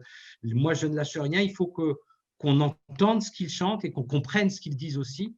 Or, 40 voix d'adolescents sur un grand plateau, malheureusement, je n'ai pas de recette. Si, j'ai un très bon ingénieur du son qui sait, parce que ce n'est pas évident aussi d'arriver à équilibrer un son d'orchestre et de mettre en valeur. Là, l'Opéra de Paris, je crois que non, c'était pas l'Opéra, je crois que c'était à 50 ans en Yvelines, Pinocchio. Mais à Bastille, c'est très peu, quand on joue à chaque fois qu'on a joué à l'amphithéâtre, c'était un peu repris, mais ce n'était pas aussi important. Donc, c'est vraiment lié au lieu, mais c'est malheureusement souvent incontournable. Incontournable. Est-ce qu'il y a d'autres questions pour nos invités? N'hésitez pas. Pour la sonorisation, si je peux me permettre de rajouter un petit élément, il ne faut pas négliger la balance et le temps de balance. C'est vraiment un moment qui est capital. Et souvent, on le sous-estime. Il faut vraiment prendre un grand temps de balance avec les techniciens dans les salles où on est pour être à peu près serein. Parce qu'on a toujours… Dès qu'il y a de la technique, moi, je suis angoissée, mais… parce qu'on ne sait jamais ce qui va se passer. On a bossé comme des dingues, on est prêt, mais la technique, elle peut aussi ne pas bien se passer. Alors, c'est vrai, s'entourer d'ingénieurs du son en qui on a confiance, c'est important. mais de ne pas négliger le temps de balance et de tout anticiper, d'avoir des réunions peut-être avec l'ingénieur du son avant pour qu'ils viennent voir des répétitions déjà, qu'ils voient comment ça se passe scéniquement par rapport aux contraintes techniques de la salle. Voilà, être un peu dans l'anticipation pour éliminer le plus de problèmes. Mathias, est-ce que tu as un peu de retour? Est-ce que tu utilises des micros aussi Dans le cadre du jeune chœur, on a fait un choix un peu dogmatique pour le coup. On chante tout a cappella, sans reprise son, même dans une salle mat, pour s'assurer d'un résultat vocal et de qualité pour le public. Et donc, nous, on fait un choix de travail acoustique en permanence. Mais c'est vrai que le a cappella nous y invite d'une part et nous le permet, cette dimension tout terrain. Et d'autant plus qu'on a voilà, une vocation de déploiement d'une éducation artistique et culturelle sur un territoire qui est la Normandie. Et donc, on chante dans des lieux qui ne sont pas faits toujours pour les pratiques musicales. Et donc, voilà, on n'est pas en capacité de travailler le son. Donc, on travaille davantage notre production vocale pour que dans une acoustique un peu mate, ça puisse quand même passer et que les voix puissent ressortir, d'où ce travail de mise en espace qui est très important pour pouvoir faire ressortir les voix solistes quand c'est nécessaire, faire ressortir les pupitres quand c'est nécessaire, parce qu'on ne peut pas jouer sur la table de mixage. Notre table de mixage, c'est finalement la disposition du chœur. Et donc voilà, ça permet de synthétiser finalement ta question, la vocation et la fonction de la mise en espace dans notre travail. Merci. Peut-être une autre question sur est-ce que, enfin, tu l'as déjà un petit peu dit Didier, mais et Anne-Marie aussi, que c'est vous qui avez le dernier mot, mais toujours la question c'est comment gérer le geste pour pas qu'il dérange le son. On a souvent l'expérience, je pense surtout au début quand on veut faire du mouvement, d'avoir un super son et puis on a un petit peu de mouvement et le son s'écroule. Donc quels sont les points de vigilance peut-être que vous avez ou le choix des chorégraphes? Je sais pas qui veut parler, Anne-Marie, Didier, Mathias, Adélaïde. Je ne sais pas, je peux éventuellement dire que en ce qui me concerne, le point de vigilance, il est musical. Il est musical d'abord. Donc, la réalisation musicale est tellement liée avec le scénique. Et si normalement on a bien travaillé et si on a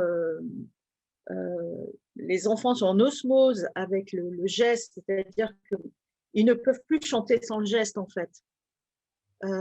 Parce que ça les aide, ça les porte, et puis physiquement, ça a une tonicité aussi. Voilà, si on n'est pas à égalité sur la connaissance, voilà, que tous les neurones se croisent là au moment de l'interprétation, le point de vigilance, il est là. C'est s'il y a un domaine qui est plus en retrait que l'autre, c'est un peu moi ce qui me pose problème et sur lequel je suis très très vigilante en fait. Adélaïde, ouais, tu veux rajouter quelque chose? Oui, bah, il faut rester toujours souple pour pouvoir adapter son idée à la façon dont les enfants progressent. C'est-à-dire que dans l'idéal, effectivement, l'un et l'autre se nourrissent et puis le geste vient développer des choses au niveau vocal et puis il n'est pas censé empêcher. Donc, si un geste empêche de chanter, c'est que ce n'est pas le bon geste déjà. C'est qu'il ne faut pas le faire, c'est qu'il faut soit en trouver un autre, soit pas en faire du tout. Et si à un moment donné, on a vraiment envie de faire un petit truc très chorégraphié, une petite percu corpo, et qu'on a des enfants pour qui c'est tout nouveau, et il y a une question aussi dans le chat sur le milieu scolaire avec des enfants voilà, qu'on voit pas beaucoup, on n'a pas beaucoup de temps de travail, mais qu'on a quand même vraiment envie qu'ils bougent, et pourquoi pas travailler cette petite séquence de 8 pulsations de percussion corporelle qui nous plaît beaucoup, mais dédoubler l'intro au piano et la faire sur l'intro, l'arrêter au moment où on chante, la reprendre en interlude même si c'est pas écrit dans la partition, et être au départ sur des publics très débutants dans une alternance. Ce qui ne veut pas dire que c'est deux choses différentes, hein. Ça va quand même se compléter, mais ça ne va juste pas être exactement dans le même temps. Et puis, au fur et à mesure des progrès, si on sent qu'on peut demander aux enfants de faire plus de choses en même temps, l'ajouter, mais ça doit jamais s'empêcher, ça c'est sûr. Je pense que tu as dit le maître mot, c'est l'adaptabilité. Il faut vraiment adapter, il ne faut pas hésiter, comme tu dis, à changer la partition et ça vous arrange. Allez, on fait que une voix parce que là, on veut vraiment qu'il bouge et que la polyphonie tient pas. Il faut vraiment être, je pense, souple là-dessus. Mathias, oui. Après, oui, si je peux juste me permettre aussi par rapport à cette problématique, on le voit beaucoup dans les chœurs américains. C'est vrai qu'on a tendance, dès qu'on a moi c'était l'erreur, moi je suis pas issu, du monde du chant choral, c'est quelque chose de récent pour moi et c'est vrai que mes premiers réflexes, c'était d'essayer de faire en sorte que tout le monde fasse le même geste. Que je pensais finalement dans une dynamique de collectif, alors qu'on peut très bien avoir un petit groupe qui a vocation à faire des chorégraphies plus complexes, qui n'ont peut-être pas la place pour chanter parce que le geste est trop complexe et d'avoir le chœur qui derrière a une gestuelle plus simple, qui va venir dialoguer avec le groupe avancé, et ce qui permet d'enrichir parfois certains éléments chorégraphiques tout en maintenant une qualité sonore parce que sur des groupes relativement importants, à partir d'une trentaine de chanteurs, on peut avoir comme ça un groupe de 8 devant qui fait des chorégraphies, très dansées et derrière, à l'arrière, 30 chanteurs qui vont dialoguer sur des gestes plus simples et qui viennent pas dénaturer, la production sonore. C'est par des outils qu'on utilise de plus en plus, nous, sur le jeune chœur de la maîtrise, où on va avoir des chorégraphies de plus en plus léchées puisqu'on a des danseurs, qui ont une vraie expérience de danse devant et dans ces configurations-là, ils ne chantent plus, pour pouvoir se concentrer sur la danse. Mais en termes d'équilibre sonore, derrière, il y a les relais qui fait que le son est présent et on a une qualité sonore vraiment intéressante. Mhm. Voilà, je m'arrête pour cette proposition qui vient répondre aussi à cette question. Didier, tu voulais rajouter quelque chose aussi? Je voulais juste rajouter, c'est que là, actuellement, par exemple, sur la création qu'on prépare en hommage à Thierry Lalo, qui est le joueur de flûte d'Ameline, j'ai un chorégraphe, un super chorégraphe, un jeune chorégraphe de hip-hop, voilà, qui est très, très doué, mais qui est très mélomane, très musicien, mais qui n'a aucune notion du travail vocal. Et je peux vous dire que du coup, je suis son parrain. C'est lui qui travaille, mais je sais si pertinemment sur tel phrasé qui va faire justement un mouvement d'épaule, alors que c'est au moment où il ne faut pas la bouger l'épaule si on veut qu'il y ait l'appui du en bon jazz. Donc, je crois qu'il ne faut pas que le chef de chœur se sente sous prétexte qu'il est face à un chorégraphe. Je redis, on est tous d'accord, l'aboutissement de ça, c'est que ce soit sublime en temps de chanter et voir bouger en même temps, mais que c'est le mouvement qui aide la voix et pas l'inverse. Et je rejoins Mathias, parce que ça, je vous l'avais dit tout à l'heure, la fois où Anne-Marie Gros, par exemple, c'était sur, je ne sais plus lequel spectacle, enfin, quelle commande, voilà, elle avait fait une chorégraphie qui était absolument géniale. C'était dans les salles Môme, voilà, je m'en souviens. Seulement, enfin, on ne pouvait pas chanter et danser, enfin, on ne pouvait pas avoir la belle énergie du chant et la belle énergie, c'était pas possible. Et ces 2 jours-là, donc ça remonte à plusieurs années, comme dit Mathias, où on a décidé que, il y en a 8 qui étaient extraits du chœur, qui assuraient seuls la chorégraphie parce que j'avais sur les autres 32 derrière qui, eux, étaient habités physiquement, évidemment, n'étaient pas comme des poireaux, mais étaient bien habités aussi dans le chant, parce qu'on l'entend, hein, et du coup, ça permettait cette souplesse-là. Mais il faut que le chef de chœur soit extrêmement vigilant, surtout avec même un super chef, un chorégraphe génial, mais qui n'a pas de notion et qui est plein de bonne volonté, mais qui des fois part dans des directions qui, on sait que ça va mettre en danger la partition. Or, c'est l'inverse qu'il faut obtenir. Il faut cette souplesse, il faut vraiment… C'est pour ça que je parlais de trio entre le metteur en scène, le chorégraphe et le chef de chœur. C'est vraiment, c'est pas un couple, c'est un trio. Voilà. Adélaïde, tu voulais rajouter quelque chose? Avec ton micro, par contre. Oui, pardon.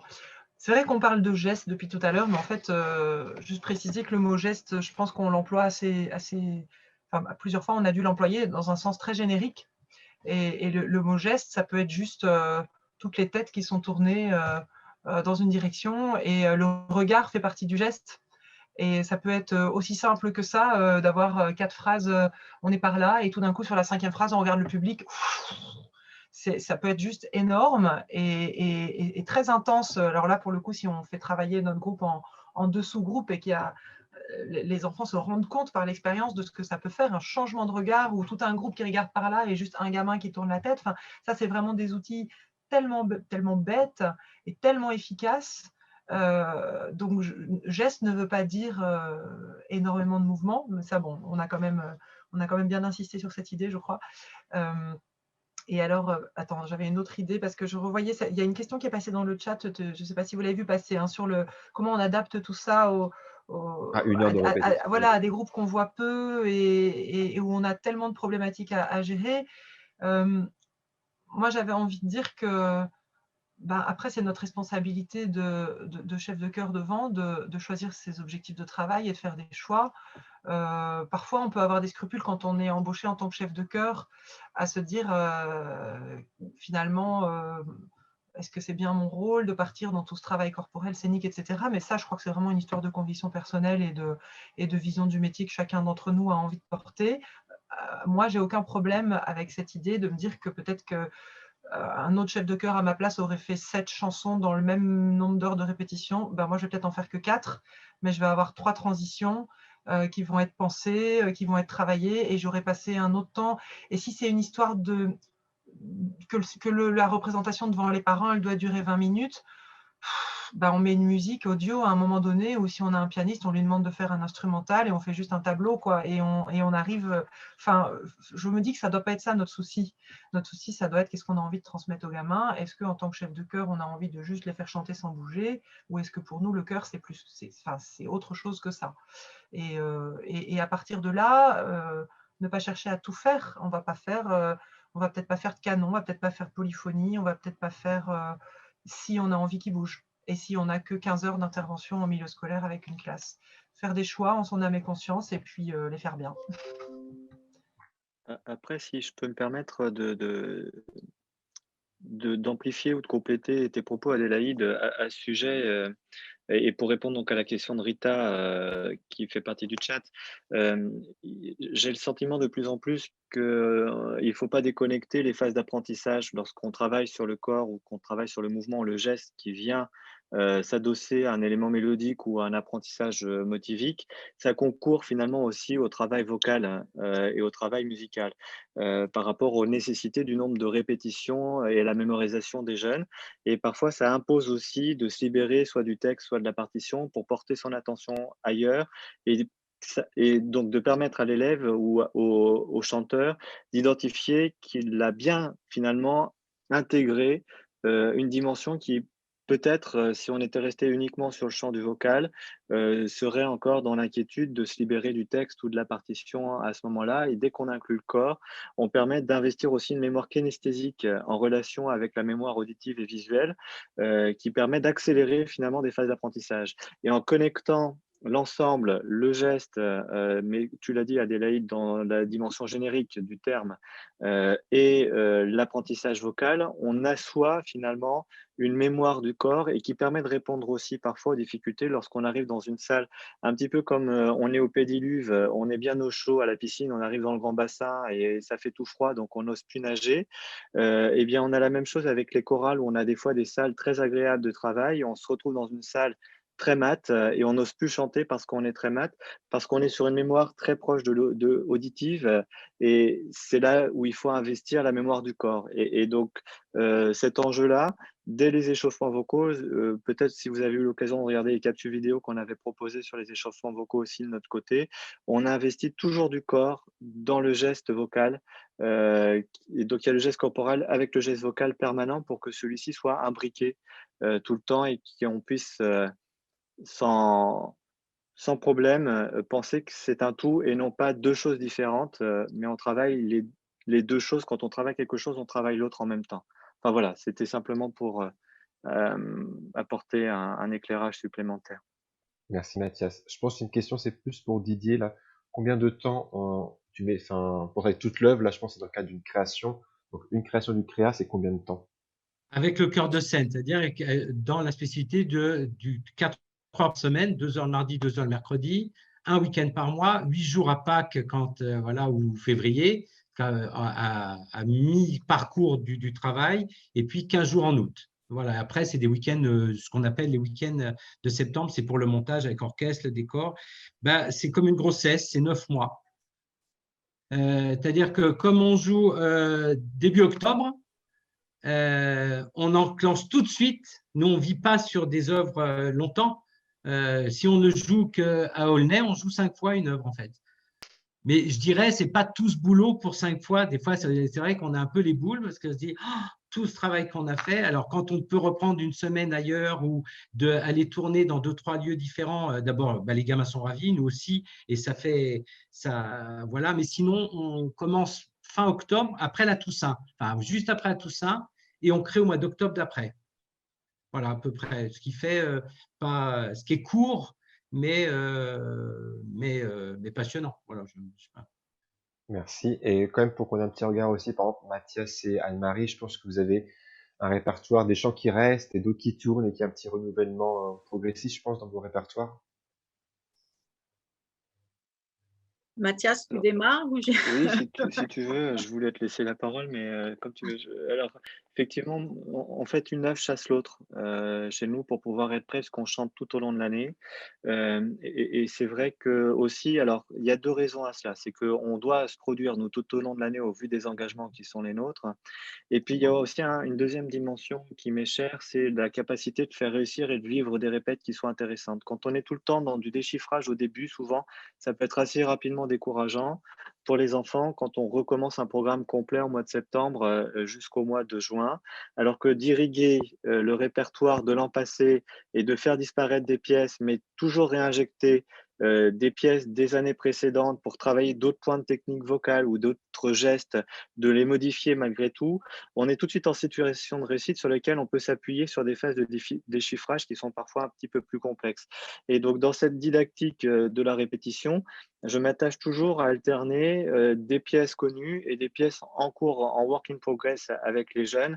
Et ça, Dec Sharon, je ne sais pas si vous voyez qui c'est, ce garçon, c'est celui qui fait beaucoup d'arrangements pour les Pentatonix et qui écrit beaucoup, un Américain, évoque ça dans un ouvrage qui s'appelle A Cappella, de façon assez intéressante sur la mémoire à long terme et la mémoire à court terme, et la nécessité de la confiance en soi pour pouvoir acquérir une mémoire plus rapidement que lorsqu'on est tout le temps en situation d'apprentissage, lorsqu'on ne peut pas s'appuyer forcément sur un apprentissage au long cours, enfin sur un renouvellement d'apprentissage.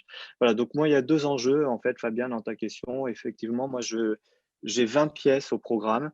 Et donc, sur chaque période de vacances de résidence, je change 5 pièces sur les 20 à chaque séance de travail.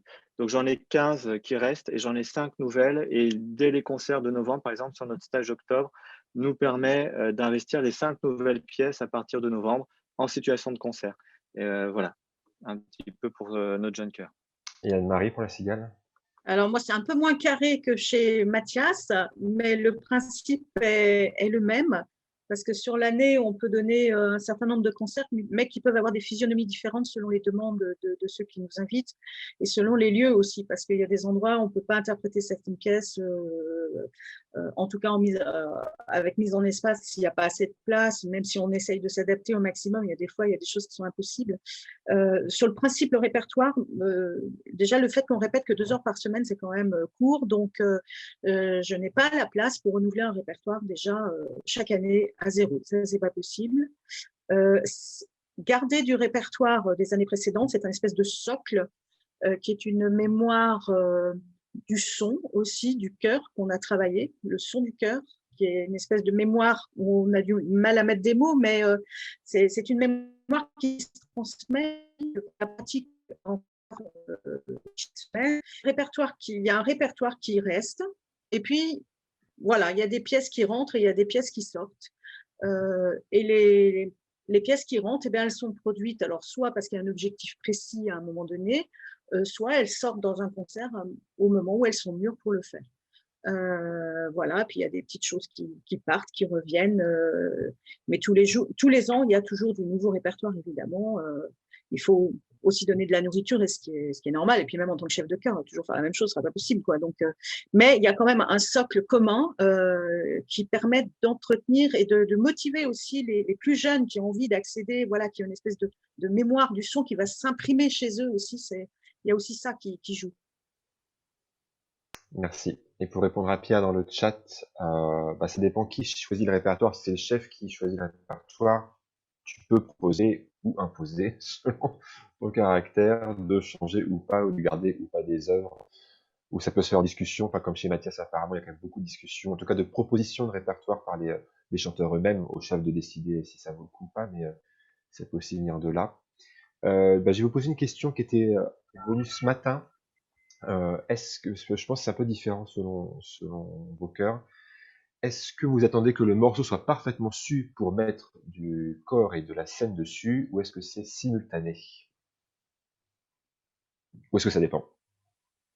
Je sais pas, Mathias, par exemple. Alors, ça dépend, ça dépasse, mais il y a des pièces qui se prêtent tout de suite à la mise en corps, mais c'est un petit peu dans ce que tu mettais, Anne-Marie, dans tes propos précédents. C'est aussi à quel moment on met l'œuvre en concert.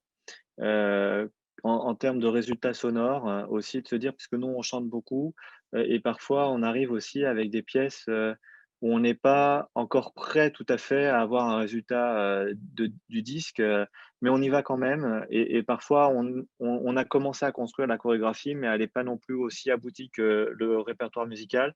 Donc, on va peut-être faire un choix en se disant, bon, on le fait en concert parce que ça nous mobilise, c'est un temps de concentration fort qui permet de mobiliser et de valoriser les apprentissages de la semaine de travail. Et on mettra la chorégraphie qu'on a déjà commencé à travailler, mais on la mettra plus tard. Donc en fait, tous les cas de figure dépendent finalement un petit peu du travail tel qu'il est mené, mais on s'impose, même si c'est encore fragile, parfois d'aller quand même au concert, de prendre des risques pour éviter parfois un confort dans lequel on n'ose pas et ça les oblige aussi à un travail personnel, individuel, en se disant, bon, bah voilà, il faut que je sois prêt à ce moment-là. Et ça nous permet voilà, d'aller plus loin et plus vite, j'ai l'impression, dans les résultats de nos travail. Anne-Marie, comment tu fonctionnes, toi? Alors, globalement, moi, je fonctionne quand même plutôt d'abord avec un apprentissage musical, enfin le vocal, et on passe à l'aspect recherche scénique dans un deuxième temps, afin qu'ils maîtrisent d'abord la musique pour pouvoir s'exprimer scéniquement. Mais ce n'est pas toujours le cas. Par exemple, avec des jeunes enfants, on peut très bien, si c'est à l'unisson, si on ne demande pas un point de recherche au niveau des enfants, il y a des choses qui peuvent très bien s'apprendre simultanément, gestuelle et musique et texte en même temps. Mais moi, globalement, je commence d'abord par le musical et le scénique vient après. D'accord. Didier, au CREA? Alors, j'étais ouvert. Alors, au CREA, si vous voulez, moi, il y a plusieurs cas de figure. Parce que soit je commence comme Anne-Marie aussi à travailler sur la partition, à entendre, mais corporellement, s'il n'y a pas de chorégraphie encore, le mardi soir, quand je suis tout seul avec eux, alors je vous donne un exemple pour être concret. Là, actuellement, sur la partition de Tirer Lalo, il y a un son au bebop, voilà, où je vais leur amener des grooves exprès, de leur faire écouter et sur lequel on va bouger, sur lequel on va sentir dans quel appui on est, de façon à ce que le lendemain, même si ça n'a rien à voir avec la partition, n'empêche que la partition est dans ce style-là, tout de suite dans la voix, il y a une intention. Mais sinon, c'est un va-et-vient, c'est un aller-retour en fait, entre le mardi et le mercredi, où des fois, ils font des ateliers de recherche en vue du chant qu'on n'a pas encore vu, mais qui va peut-être s'adapter, ou c'est l'inverse, une fois qu'on a déchiffré le chant, qu'ils commencent à maîtriser. C'est un peu ce que je dis toujours aux gens qui viennent observer des répétitions au moment où on est déjà en montage, c'est qu'un enfant, je pense qu'on est tous d'accord, quand il est dans un apprentissage qui nécessite la maîtrise de sa voix, la maîtrise de la chorégraphie, parce que quand je dis chorégraphie, c'est des écritures spécifiques, c'est pas de la gestuelle, les chorégraphes, ils écrivent quelque chose, du jeu dramatique, c'est-à-dire tenir un personnage. Au début, les premières répétitions, il y a toujours un des trois trucs où les deux, il y en a une qui se met en valeur. Et si des gens viennent écouter le chœur à ce moment-là, moi, je me mets sous terre, je me tire une balle factive, mais parce que je sais que ça va être une catastrophe, parce qu'ils ne sont pas en capacité de tout remettre les curseurs, même si je sais qu'ils sont capables de chanter très, très bien. Et puis, un autre jour, ça va être au niveau gestuel. ça va être complètement merdique parce qu'ils sont dans la voix. Donc, il faut de la patience. Alors ça aussi, par rapport à la création, je crois qu'on veut tout de suite avoir des résultats. Il faut suivre la progression du chœur et que petit à petit, l'exigence et le plaisir de vouloir aller au bout des choses fait que les choses s'équilibrent. Et je dirais même, ça va jusqu'à, si en dernier recours, il y a un chant qui n'est pas en place, même à une générale, hein, je parle par rapport aux créations d'opéra qu'on a pu le faire, où dès qu'on sent qu'il y a vraiment quelque chose qui ne passe pas, je l'enlève. Parce que, voilà, on le remettra plus tard. Mais on ne va pas sur le texte mais ce que je veux dire, c'est pas en place, ça ne marche pas. Ils n'arrivent pas à bouger, ou alors on ne bouge plus, on ne bouge plus, ou alors ils ne font que bouger mais on ne chante pas. Bref, mais on n'est pas jusqu'au boutiste sous prétexte qu'il faut faire du scénique. Vous voyez ce que je veux dire? C'est hyper important. Merci. Adélaïde, une réflexion là-dessus? Ça va aller dans le sens de ce qui vient d'être dit. Ça dépend vraiment des partitions, et s'il fallait généraliser, peut-être plus la musique est simple et monodique, plus c'est facile et possible d'être d'abord dans le geste, mais si ça se trouve, demain, je vais trouver un contre-exemple. Donc, je sais que ça peut m'arriver de commencer par mettre un enregistrement du chant. Je l'ai fait en début d'année sur un chant très simple, monodique. Et puis, c'était aussi parce que sur ce chant-là, j'avais décidé de leur transmettre une choré toute faite, trouvée sur Internet, que j'aimais bien. Et donc, simplement, on a commencé par travailler sur l'enregistrement et je leur ai montré le mouvement. Et puis, on l'a appris le lendemain, enfin la semaine d'après. Quand c'est plus, quand j'ai envie que le geste vienne d'eux, évidemment, on commence par maîtriser la musique pour qu'ils sachent de quoi on parle, pour qu'ensuite ils puissent faire des propositions. Ça paraît plus logique dans ce sens-là. Merci. Une autre question qui était arrivée dans la matinée, et Didier et Mathias, vous avez déjà un petit peu parlé, je crois. Comment faire que la présentation scénique sera, comment dire, cohérente, alors que les individus sont hétérogènes à l'intérieur, qui sont pas tous le même niveau vocal, ils sont pas tous le même niveau scénique, le même niveau de présence, mais le rendu, il est là. Comment vous gérez les individus? Didier, oui. Je me suis jamais posé vraiment la question. Enfin, à partir du moment, moi, où les enfants, il n'y a aucune sélection, il n'y a aucune audition, donc je me retrouve avec des enfants qui ont des problèmes de justesse importants, qui ont des problèmes dans le corps importants, mais je crois que c'est l'esprit qu'on met dans l'idée du cœur qui devient une force. Et vous savez, quand on a fait nos 20 ans, j'ai eu la chance, hein, parce que voilà, j'ai eu la chance d'avoir un parrain extraordinaire, son nom Albert Jacquard, voilà, qui était venu voir mon travail et qui avait comparé par rapport à toute sa philosophie et qui disait, dans notre société de compétition où pour réussir, il faut bouffer l'autre, ou il faut tuer l'autre, il y a aussi des espaces comme au Créa, entre autres, et je pense dans d'autres chœurs, de tout ce qu'on entend, c'est évident depuis tout à l'heure, où je me construis grâce à l'autre. Et je crois que toutes ces différences, où il n'y a pas de peur de se tromper au niveau du cœur, qu'on a confiance en soi, qu'on fait signe qu'on s'est trompé, qu'il y a un parrain qui peut aider, bref, cette force, c'est-à-dire moi je mets beaucoup l'être humain au centre du projet artistique, parce que je ne veux pas seulement avoir des très beaux interprètes, ça ne m'intéresse pas, je veux des êtres humains qui chantent, qui dansent et qui ensemble. Alors je crois qu'individuellement, c'est sûr que si on écoutait le chœur un par un, ce qu'ils font des fois, parce qu'ils n'ont pas peur de chanter tout seul. Moi, ça, je leur ai appris ça, même s'ils savent que voilà, il y a quelqu'un qui chante 10 fois mieux que lui, évidemment, mais que c'est pas grave, il faut assumer. Quand ils sont réunis, alors je ne sais pas si je suis cohérent, mais quand ils sont ensemble sur scène, je ne sais pas s'il y a cette émulation de troupe, de force humaine, qui fait que toutes les différences s'effacent, que la musicalité et que le son qu'on a essayé d'instaurer et ressort immédiatement, spontanément, sans qu'il y ait sans qu'on voit vraiment qui est meilleur que l'autre, en fait. Et cette force-là, je crois, elle est liée à la dynamique qu'on met au sein et de la confiance qu'il y a entre eux, je pense aussi. Surtout avec des enfants qui, comme moi, n'ont aucune audition. C'est-à-dire que moi, là, j'ai vraiment... je pars des fois avec des enfants de moins 15. Hein, et voilà. Mais c'est mon boulot et que je trouve que cet espace, il est là pour qu'ils grandissent Voilà. Et j'ai l'avantage du coup qu'ils restent souvent sur ces pratiques amateurs, ils restent en moyenne, ils arrivent dans mon cœur, ils ont 10-11 ans et ils s'en vont à 21 ans. Donc, ils ont vécu quand même un certain nombre de… Voilà. Merci. Anne-Marie, peut-être aussi? C'est évident que le cœur a une force, la force du groupe, c'est 1 plus 1 plus 1 plus 1 plus 1 plus 1, quoi. Et on peut mettre peut-être un exponentiel à côté, je ne sais pas, mais la force du groupe est beaucoup plus dense et beaucoup plus riche que ce qu'on peut imaginer. Et c'est un projet commun, un aboutissement commun à tout le groupe. Et chacun, individuellement, a envie de réussir, a envie de donner le meilleur de lui-même par rapport au public, par rapport à lui-même, par rapport aux autres.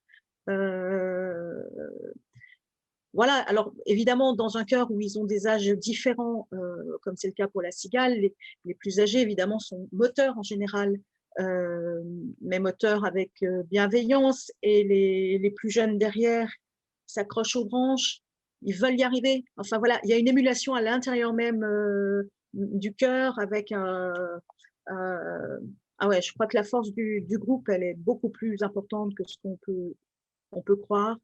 Et il faut leur faire confiance aussi. Il faut leur faire confiance. Parce qu'il faut leur donner l'énergie et les éléments pour ils prennent confiance en eux. Mais voilà, c'est une grande force qui permet de déplacer beaucoup de choses. C'est très bien résumé par Adélaïde dans le chat. Le tout est infiniment supérieur à la somme des parties. Très joli. Mathias, peut-être? Oui, je concours à ce qui a été dit juste avant par Anne-Marie et Didier et ce qu'a écrit Adélaïde dans le chat. L'objet est de faire en sorte que chaque jeune donne le meilleur de lui-même et fasse du mieux qu'il puisse. Et effectivement, chacun avec des niveaux différents, des fragilités différentes. Et finalement, c'est par ces fragilités, c'est par ces fêlures que rentre la lumière. C'est ce qui les rend finalement humain et qui fait toute la richesse et toute l'émotion qui est transmise au public.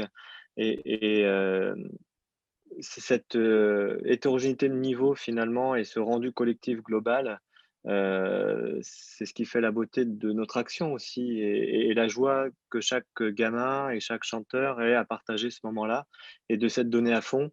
Et dans une logique de progrès aussi parce que souvent on a parfois tendance à imaginer que le temps du spectacle, c'est un temps de finalisation, de finalité, alors que c'est aussi un outil pour travailler et continuer d'avancer.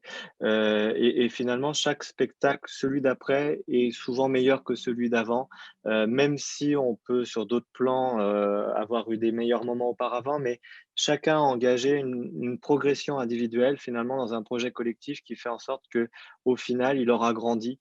L'un d'entre vous, je crois que c'est toi, Didier, qui a évoqué le terme de grandir, de faire grandir.